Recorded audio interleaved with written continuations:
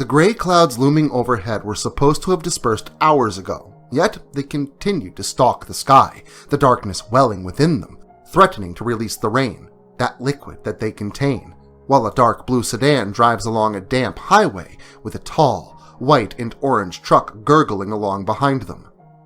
A man sits in the driver's seat, glass residing on the bridge of his nose, where his light green eyes hide behind the clear lenses.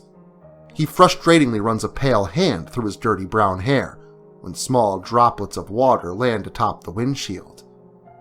He briefly glances over at the passenger seat to see a beautiful woman peacefully sleeping. Her long red hair rests over her left shoulder as her chest steadily rises and falls. A small smile spreads across the man's lips when he turns his attention back to the road in front of him. Hours slowly pass by, the dark sedan still driving along the deserted highway, the rain only increasing with every mile they take. Consumed in his thoughts, the man jumps in fright when something lightly touches his shoulder. A small yet hearty laugh fills the semi-silent atmosphere. "I'm sorry, Patrick. I didn't mean to scare you." A quiet, high-pitched voice chuckles. "He almost gave me a heart attack, but I'm glad that you pulled me away from my thoughts. I'm not sure how we haven't wrecked yet, since I wasn't really paying attention." Patrick disappointedly shakes his head. "Well, thankfully, you have me here to keep you focused.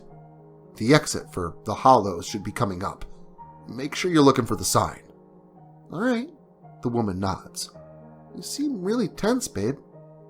Patrick heavily sighs as more thoughts flood his mind.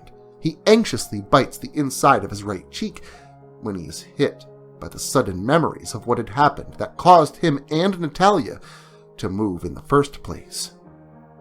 The man seems more troubled now than he had been before his wife had awoken from her sleep.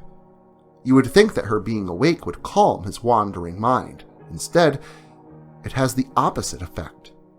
Natalia only intensifies Patrick's anxiety about the particular subject on his mind.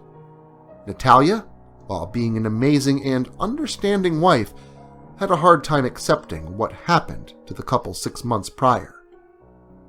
Unlike himself, Natalia couldn't, no, she wouldn't talk about the incident. She would pay no mind to Patrick if he attempted to bring the topic up, and she would go catatonic due to shock if he mentioned one specific name. The sore, depressive topic hasn't been spoken about for 3 months. Patrick couldn't take seeing the condition it put his wife in, so, contemplating and looking around, he decided that they needed to get out of Salem's Valley. They needed a new start. Natalia knew it would be better if they left the valley. That's when they decided to move to the Hollows. The family and friends that the couple had back in Salem's Valley were saddened to hear about the news of their departure, yet they were understanding given the circumstances. Deeply distraught about the couple moving, their best friends, Silas and his wife, Stella, were kind enough to spend a few weeks helping with the packing process. Patrick was more than grateful to have friends like them, and he knew that he would miss them, even now. Driving down the long and lonely stretch of highway made him realize just how much he already missed his hometown to start fresh. "Oh, there's the exit." Natalie lifted her arms, pointing a finger toward the right of the road. "We exit here." "Thank you, sweetheart.